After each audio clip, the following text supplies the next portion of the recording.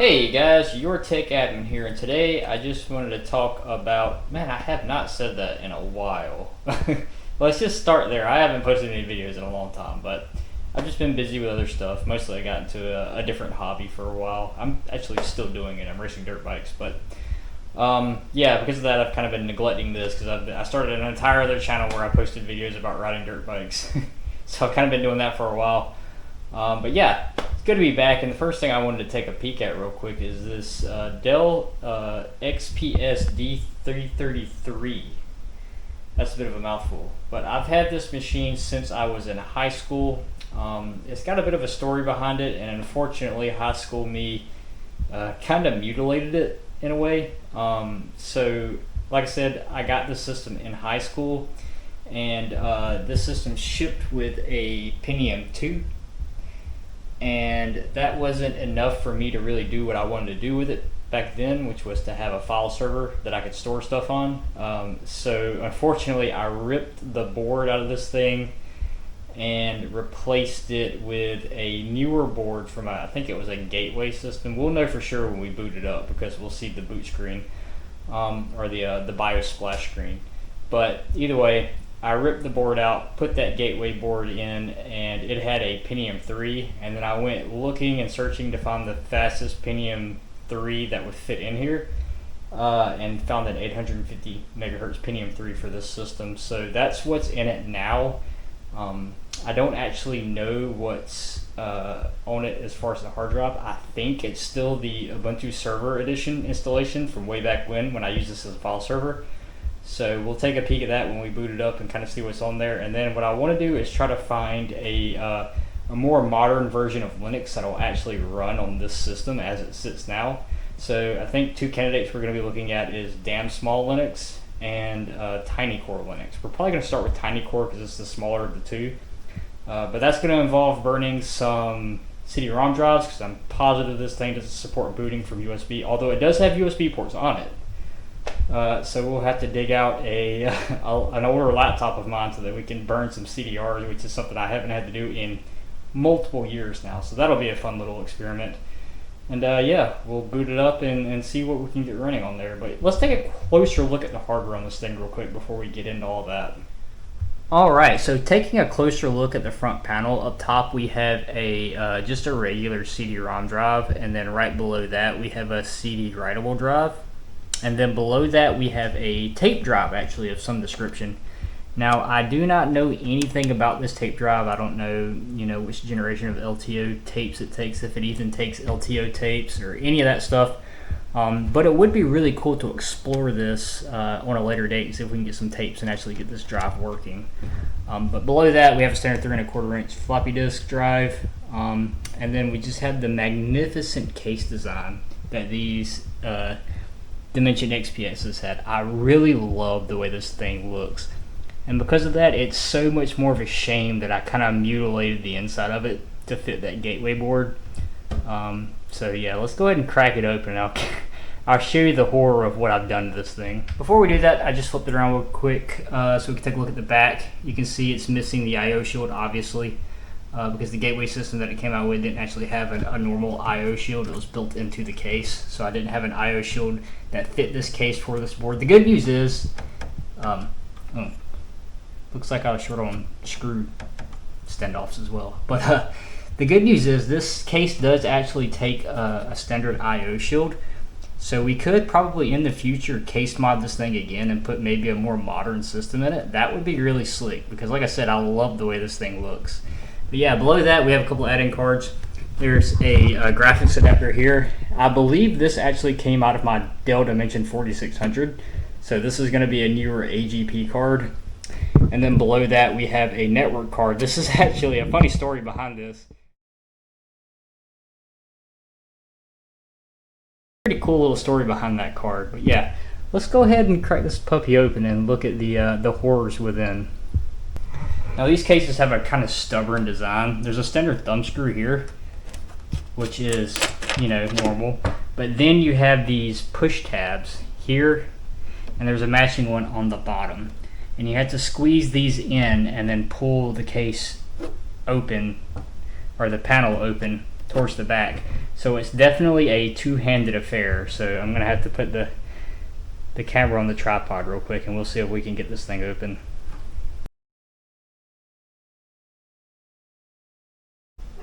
Alright, so let's take a peek inside this thing. Like I said, this is a newer AGP card for the video. I'm pretty sure this is an NVIDIA card of some description. I want to say maybe an FX 5200. Completely guessing there. It's been so long since I've fiddled with this. But that's in the only AGB slot on this board.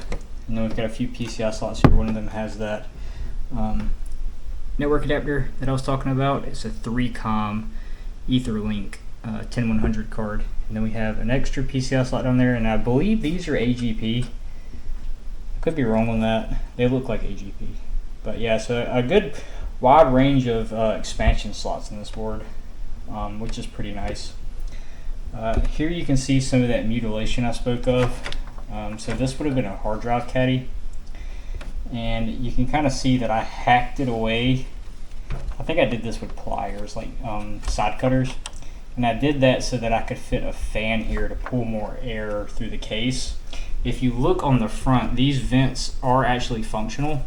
So I did that so it would pull air through the front of the case and exhaust it towards the back, because this Pentium 3 was pretty warm in this case. I'd actually fit a cooler to the Pentium 3 itself, and also kept the case fan in the back. But yeah, there's an amount of memory in here. How much, I don't know, but we've got three sticks. They look like they're matching. I'll pull them out here in a minute and take a closer look. But in the front here, we have a MaxStore hard drive of unknown capacity. But we have a single hard drive. We have the tape drive here. No, I'm sorry, this is the floppy drive. And then we have the tape drive here, and then the 2 CD-ROM drives, and this little FSP group power supply, and that's really it. This board did fit in here pretty well, but I kind of remember I had to snap some stuff off of the inside of the case to make it fit, so it wasn't completely perfect. But yeah, very sad that I took the original board out of this thing. I just didn't know what I had at the time, so I thought I was making something useful out of something that wasn't particularly useful. But yeah, it would have been really cool to have the original Pentium 2 that went with this system. But yeah, enough of that. Also, it's very filthy. Because like I said, I did use this as a file server for like, I think this thing ran as a file server for like 4 years before I upgraded to a different system. So it served its purpose well, even though it's kind of sad that I did it. But yeah, let's go ahead and swap over to one of my laptops, older laptop, and see if we can get some CD-ROMs burned. Oh, I just noticed I am missing IDE cables, so let's go see if we can find some IDE cables first, and then we'll move on to burning CD-ROMs. Alright, so I dug out these shoe boxes, and this one appears to be full of IDE cables, so I'm going to dig through here and see what I can find. Alright, I've kind of got you precariously propped up here so that you can kind of watch as I hopefully install this cable. So we're gonna go for it. There's a notch on the side there. There's a corresponding notch on the connector, which I can see is facing towards the front of the case. So I'm gonna put the notch towards the front of the case, and it should just plug right in, just like that. So now we're gonna plug these into the actual drives. So it should just plug in just like that, and just like that. So without further ado, let's go ahead and plug this thing in and see what OS is on it. I'm pretty sure it's going to be Ubuntu server, if anything, but it'll be very interesting to see. So got the power cable here, if you can see that. Oop, there it is. Go reach around here and plug it in, and it should start booting up immediately. If I can figure out how to plug this power cable in. There it is. Alright. Doesn't sound very happy. Likely the CMOS battery is dead.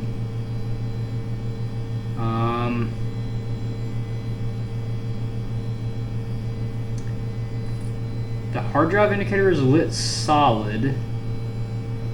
and the access light on one of the CD-ROM drives is on. Oh, because there was a disk in there. Wonder what it is.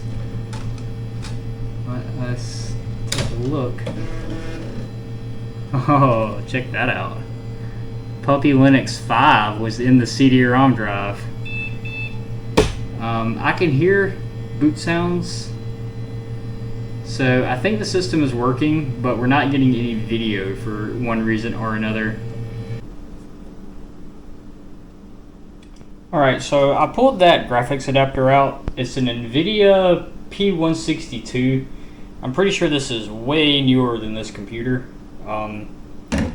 So I went digging through my parts bin and I found this S3 Trio, which I think is more age appropriate for that system board. So we're going to pop this in and see if that solves our video issue. Also, this is PCI instead of AGP, so maybe that'll help.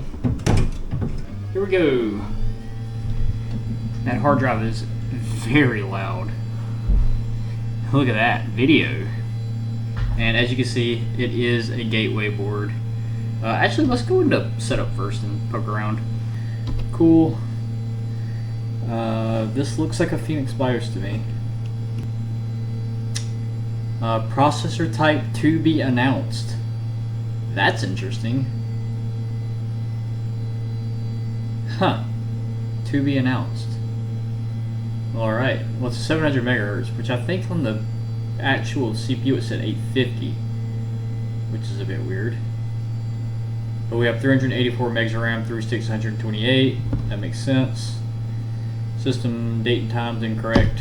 What do we got? Plug and play OS. Sure, let's enable that. I don't know what that actually does as far as options go. Serial port stuff, legacy USB support, whatever. IDE configuration. It does see the drive. There's our Maxtor hard drive. Still doesn't say how big it is. Interesting. Maybe if I go into it. Oh, there it is. So what's that? 200. So that's 20 gigs. Primary IDE slave none. That's right, because we don't have anything plugged into that. And then we have both the CD-ROM drives show up, so that's good news. Cool. Floppy options, it's enabled. Not if it's working. We'll have to test that. Video configuration, let's look in here. Palette snooping. PZFS may need to know if an ISA graphics device is installed in order for the system to enable that card to function correctly. If you're using an ISA graphics card, you may need to set the select to enable, but we're definitely not using that. The AGP aperture size sets the aperture size for the AGP video controller. Sure. Primary video adapter is AGP. Well, there's a PCI card in there now, but it's working with it set AGP, so I'm just going to leave it alone. Alone? No passwords. Power management. Enabled. Hard drive enabled. Visa video power down standby. Fans on always. Power button here on off. Sure. Anyway, this is boring. Let's see what the hard drive has on it.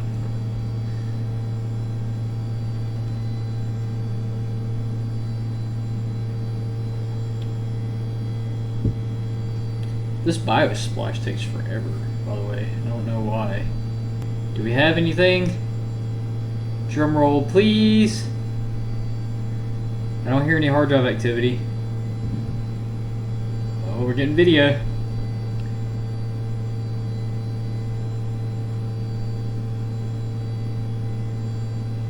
It's definitely Linux of some description.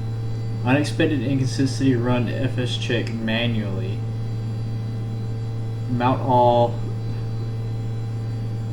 Press F to attempt to fix errors, I to ignore, S to skip mounting, or M for manual recovery. Let's just try skip mounting. SDB1. So this is from when it was a file server. So I think this should be Ubuntu server. I don't know which version, but I think this is the OS that was on it when I had it set up as a file server. So it was complaining because the hard drive that I had all the data stored on is missing, I believe, which would have been SDB.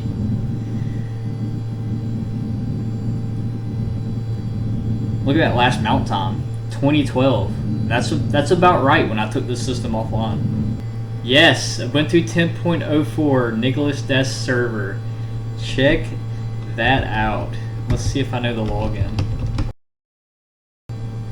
It's cool that it booted up at all. That's fun. Let's boot the Puppy Linux 5 disk and see if it comes up. Let's do that. Are we gonna boot from the disk? Oh! It's Puppy Linux! Look at there! Oh, it kernel panicked. Attempted to kill init. Well, alright. Let's get the laptop out and let's burn some CD-ROMs. Been a while since I've done that. I'm back, and I have successfully burned a disk. I forgot how annoying this was. Man, oh man. We are so lucky that we don't have to deal with burning CDRs anymore, because oh my god, it failed like 3 times trying to burn this one ISO to a disk. And I don't know if it was my drive or my CD-ROMs or maybe the ISO image. I have no idea. I just kept trying and eventually I got it to burn. So now we're going to move on to the next stage. We're going to try to boot one of these Linuxes on this old not Dimension XPS because it's going to... Alright, we're back. It's been like a second for you guys, but for me it's been like 2 hours. So the battery on the camera died, so I had to wait on it to charge anyway. So I tried to get DSL to boot. This would not work. It would kernel panic every time, something about file system access. I think it was loading itself into a RAM disk and then somehow failing to be able to access the RAM disk. Don't know. So I tried TinyCore and it kernel panicked the first time. So then I tried TinyCore Non Plus and this worked. So that got me thinking maybe it was the video, the display options that I chose on the Grub boot menu. So I tried a different one, like the most minimalist one, and hello, we're in. So I'm out of beer. I'm getting really sick of the sound of this thing because it's so loud. But we're gonna press on and we're gonna try to do a install of TinyCore Linux. So we're gonna do the whole disk. SDA. Yep, we want the bootloader. ext4 is fine. Got a whole bunch of options here. I'm just gonna say sure, that's fine. We want the XGUI desktop. We don't have wireless, but we want the installer application. Do we want? No, we don't want that. Yeah, this should be good. Proceed. I did take the time to look to see what was on that existing hard drive with the Ubuntu Server 10.04 install. There's nothing really there. I mean, a few utilities that I had installed, but everything that was worth anything was on the data drive, which had been pulled out. So there's really nothing in that install worth saving. So we're wiping it, and we're gonna see if this TinyCore works. Seems like it's gonna work. Installation has completed. That was incredibly quick. Holy cow. Okay. Well, I guess we will reboot. Alright guys, we are installed and I have here a long Ethernet cable. So we're plugged into the network. So let's see if we can actually get this thing online. Let's see if we have I think in the control panel, yeah, there's a network. Alright, let's do DHCP. Apply. Oh, it's if config. Oh, that's a valid IP address. Hey, hey.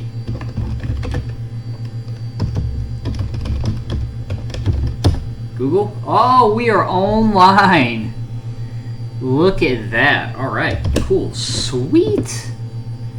Let's just look at top real quick. So CPU usage at idle. Well, we have a few small apps open, but yeah, we're looking at like 0.6% CPU. Well, 0.6 user. Yeah, memory used 69. So we're using about 70 megs of our 300 and something megs of memory. So we're good on memory. We're good on CPU. We're looking good actually, resource-wise. And I gotta say, guys, like, it's snappy. Like, yeah, like it's like perfectly fine. The only app we have installed currently is Editor. But like, you know, even if I type, there's no lag in the typing.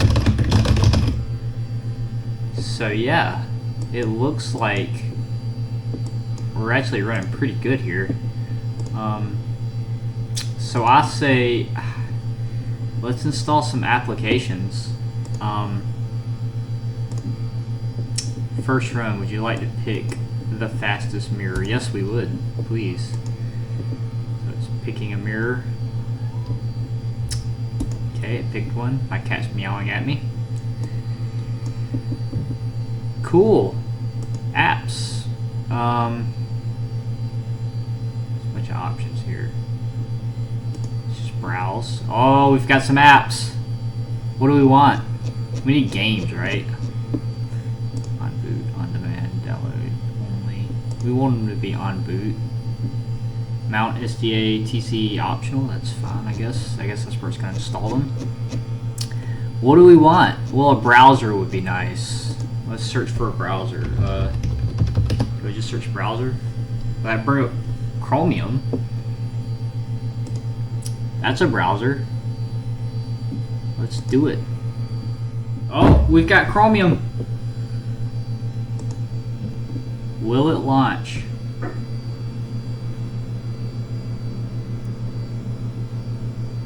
That looks like Chromium.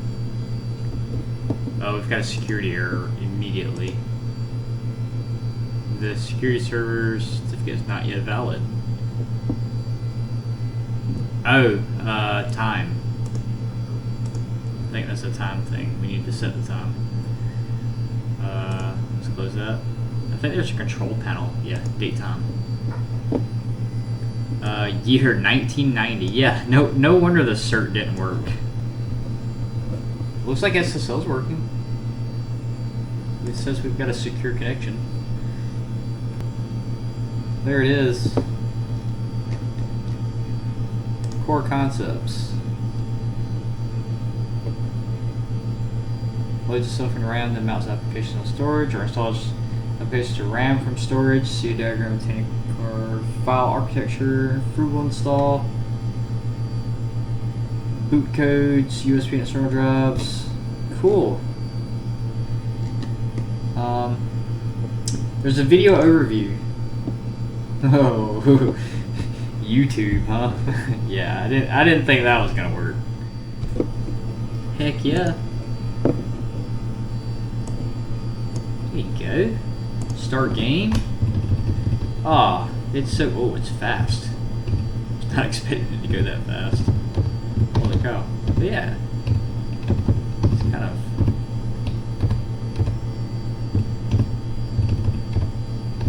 Rough around the edges for Tetris, but it's Tetris. Alright, so I played around with this for a couple hours. This is kind of where I wound up. There's a decent amount of applications available for Tiny Core Linux. It's actually pretty surprising what's in the little application manager installer thing. Here's just a bit of a smattering of the applications I chose for my install. So I've got the standard editor. I used XFCE File Explorer for my file exploration needs. I've got MT Paint for graphics. That's about the only thing that was really usable. I tried to install GIMP and it just would not work on this Pentium 3. For my browser, I have NetSurf, but I'm going to go ahead and say that browsing the web on this system is just not a good experience. I mean, you can use stuff like FrogFind to look up like informational, like text-based stuff, but outside of that and maybe some like light image browsing, it just doesn't work. It doesn't work with Google at all. Google doesn't like it. But yeah, you can see I've got a few applications open here, and we're idling at about 144, 145 megs of RAM used out of our 370 megs, so about half, which isn't great, but isn't terrible considering the number of applications I have open on the screen right now. But yeah, that was a very interesting experience. It was fun digging this Dimension XPS out again. Like I said in the beginning, I really wish it still had the original motherboard in it with the Pentium 2, but dumb high school me wanted a file server, so this is what I did. So now I have to live with that. But yeah, I think the next steps for this computer, I'm going to play around with some software on it some more, so that'll be some upcoming videos. I have a boxed copy of Windows NT4 that I've played around with in the past on this channel, so I may bust that out and install NT4 on this system, which I think would be pretty fitting given its workstation-esque appearance. I do want to see if I can get the tape drive working. That would be fun to play with. And then future from that, I want to see if maybe, since this computer's already been kind of mutilated, if I could fit like a modern system inside this case and kind of build like a sleeper, if you will. I think that would be fun. But yeah, tell me what you'd like to see down in the comments, and I'll consider it. But until next time, guys, take it easy.